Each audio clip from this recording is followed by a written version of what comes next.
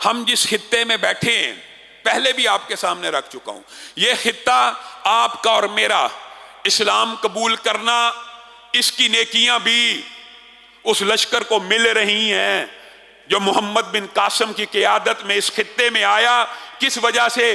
بر صغیر کی ایک بیٹی کی پکار اور آواز کے اوپر اس خطے کے اندر اسلام کو داخل کیا گیا، اور آج مسلمان اس خطے کے اندر اکثریت میں موجود ہیں، بہت بڑی تعداد میں موجود ہیں۔ یہ وہ خطہ ہے کہ جو پورے کا پورا اسلام کی روشنی سے مزین ہوا، آراستہ ہوا، پیراستہ ہوا ایک مظلوم بیٹی کی پکار کے اوپر۔ محمد بن قاسم جو محسن ہیں وہ آیا، آزاد کروا کے مسلمانوں کو ایک نئی ریاست، نیا ٹکڑا دے کے چلا گیا۔ لیکن افسوس اور دکھ کی بات ہے، یہ وہی ٹکڑا ہے، یہ وہی ریاست ہے جو ایک بیٹی کی وجہ سے اسلام کو قبول کرتی ہے۔ اسی ریاست کے نام نہاد حکمرانوں نے اسی خطے کی ایک بیٹی کو ڈالروں کے عوض امریکہ کو بیچ دیا۔ کتنے سال پہلے؟ سالوں سال گزر گئے، پراپوگنڈے کے میدان گرم۔ مجھے تو افسوس ہوتا ہے ان لوگوں کے اوپر کہ جو جسٹیفائی کرنے کے لیے امریکہ کے ظلم کو حجتیں دیتے ہیں، کہتے ہیں جی عافیہ صدیقی امریکن نیشنل تھی، اللہ کے بندو سنی سنائی باتیں۔ اس بیچاری کے پاس تو گرین کارڈ بھی نہیں تھا، آپ اس کو امریکن نیشنل قرار دے دیتے ہیں، گرین کارڈ بھی نہیں تھا۔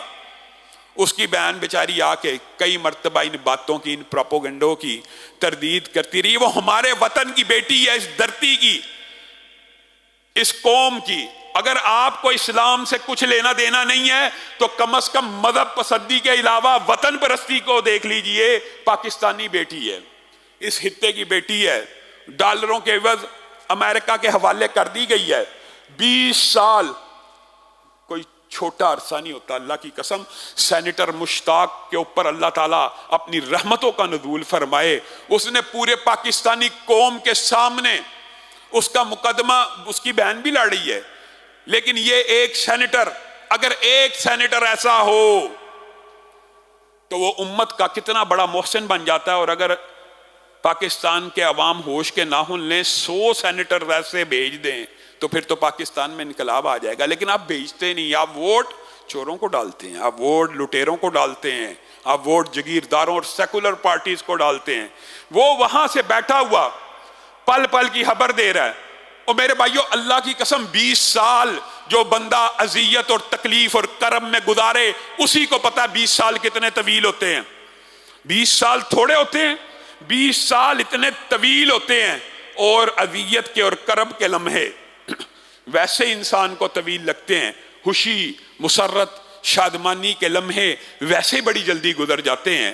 وہ جو ہر روز صبح اٹھتی ہے، سینٹر مشتاق نے لکھا ہے، بہن سے ملاقات ہوئی، ہاتھ نہیں ملانے دیا گیا۔ انسانی حقوق کے چیمپئن، 20 سال بعد بہن سے بہن کی ملاقات ہو رہی ہے، درمیان میں شیشوں کی دیواریں ہیں اور درمیان میں ایک دوسرے کو ہاتھ ملانے کی اجازت نہیں ہے۔ اور وہ بہن اپنی دوسری بہن سے جو باتیں بیان کر رہی ہیں، کوئی جتنا مرضی سخت دل ہو، اللہ کی قسم پڑھ کے آنکھوں میں آنسو آ جاتے ہیں۔ اے میری بہن، میں ہر روز 20 سال ہر روز صبح اٹھتی ہوں، سب سے پہلے اپنے بچے یاد آتے ہیں۔ اور بچے تمہارے اور میرے نہیں ہیں، سب سے پہلے ماں یاد آتی ہے۔ اس بیچاری کو یہ بھی نہیں پتا کہ ماں اس کے غم میں دنیا سے چلی گئی ہے۔ ہر روز اٹھتی ہوں، مجھے اپنے بچے یاد آتے ہیں۔ میرے بچے کیسے ہیں؟ 20 سال سے نہیں دیکھا۔ میری ماں مجھے یاد آتی ہے، ماں کو ساتھ لے کے کیوں نہیں آئی؟ 20 سال گزر گئے، آج اگر ملاقات کے لیے آ گئی ہو تو ماں کہاں ہے؟ نہیں بتا سکی۔ بچے میرے کیسے ہیں؟ میں اپنے بچوں کو یاد کرتی ہوں، میں ہر روز صبح اٹھ کے ان کو یاد کرتی ہوں۔ اللہ کے لیے مجھے اس جہنم سے نکال کے لے جاؤ۔ کون لے جائے؟ اللہ کے لیے مجھے اس جہنم سے نکال کے لے جاؤ۔ میرے اوپر تشدد کیا جاتا ہے، مجھے اذیت دی جاتی ہے، میرے دانتوں کو توڑ دیا گیا ہے، میرے سر کے اوپر حملہ کر دیا گیا ہے۔ جب میں اپنے بچوں کی یاد میں بے چین ہو جاتی ہوں اور میں اس صبر کی کیفیت سے باہر نکل آتی ہوں، تو ظاہر ہے انسان کیا کرتا ہے؟ جزا فضا چیخو پکار کرتا ہے۔ جب میں یہ کام کرتی ہوں مجھے مارا جاتا ہے۔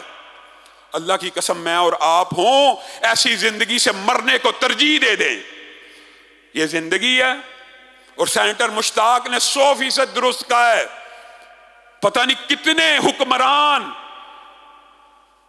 حکمرانوں کا کل یہ گریبان عافیہ صدیقی کے ہاتھ میں ہوگا. اللہ کی قسم ہوگا. جن نے بیچا ہے اس کے گریبانوں کو پکڑے گی اور پتہ نہیں کتنے حکمرانوں کو اپنے ساتھ جہنم میں لے جائے گی. لیکن میرا اور آپ کا کیا کردار ہے؟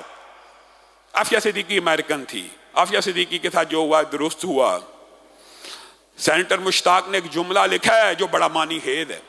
انہوں نے لکھا ہے اس عافیہ صدیقی کی رہائی کی چابی واشنگٹن میں نہیں پڑی بلکہ اسلام آباد میں پڑی ہے. آواز تو اٹھائیے. کیوں نہیں اٹھائی جاتی؟ آپ کو پتا ہے انسانی حقوق کی تنظیمیں وہاں پہ بھی موجود ہیں. اور میرے ذہن میں آتا ہے وہ 50 سینیٹرز امریکہ کے جو ہر روز انسانی حقوق کی بات کرتے ہیں. اور 20 سال گزر گئے, تمہارا انتقام ٹھنڈا نہیں ہوا, تمہاری سزائیں پوری نہیں ہوئی, کیپٹل پنشمنٹ کے تم خلاف ہو, لیکن اسے ایک بیٹی کو نشان عبرت مسلمانوں کے لیے بنانا چاہتے ہو, پوری دنیا کے مسلم حکمرانوں کے لیے بھی. اصل میں تو اسلام ایک امت تھی, آپ نے وطنیت میں تقسیم کر دیا. صرف پاکستان کے حکمران چلو ہم کہتے ہیں ذمہ دار ہیں, تو باقی مسلمان حکمرانوں کو بھی ایک مسلمان بیٹی کے لیے کچھ تو آواز اٹھانی چاہیے. اس کی رہائی کی چابی واشنگٹن میں موجود نہیں ہے, اسلام آباد میں موجود ہے. لیکن وہ رہائی کا تالا آپ لوگوں کی آواز اٹھانے سے, آپ لوگوں کے ڈٹ جانے سے کھلے گا. کیوں نہیں کھلتا؟ ایک ہی وجہ ہے کیوں نہیں کھلتا آپ کے خیال میں. اگر آ گئی تو ہر اس کردار کو بے نقاب کر دے گی کہ جس نے اس کے پکڑنے میں معاونت کی ہے. صرف یہ وجہ ہے. عافیہ صدیقی کی رہائی میں یہ چیز رکاوٹ ہے. بس کر دیجئے, مشرف دنیا سے چلا گیا, اب تو اس کو واپس لے آئیے, اب تو اس کے لیے آواز اٹھائیے. آپ نے اور میں نے سوشل میڈیا کے اوپر اپنی اس بہن کی رہائی کے لیے آواز اٹھانی ہے. لیکن وہی بات پہلے بھی آپ کے سامنے کہہ چکا ہوں, ہم ایسے بے حس ہیں, ایسے کمزور ہیں, ایسے بے ضمیر ہیں. تلواریں بیچ دی ہیں تو مسلح خریدنی ہیں, تو پھر اب ہم دعائیں کر سکتے ہیں اللہ تعالیٰ اس کو آزاد کرا دے. یہ بے بسی ہے یار, اب تو جانتا ہے یہ بے بسی ہے. اللہ تعالیٰ ہماری اس بہن کو آزادی نصیب کرے. اللہ تعالیٰ سینیٹر مشتاق جیسے سینیٹرز اور اس جیسے درد دل رکھنے والے رہنما پاکستان کو مزید مہیا کرے. لیکن اس کے لیے بھی آپ کو ذہن سازی کی ضرورت ہے اور آپ کو بدلنے کی ضرورت ہے.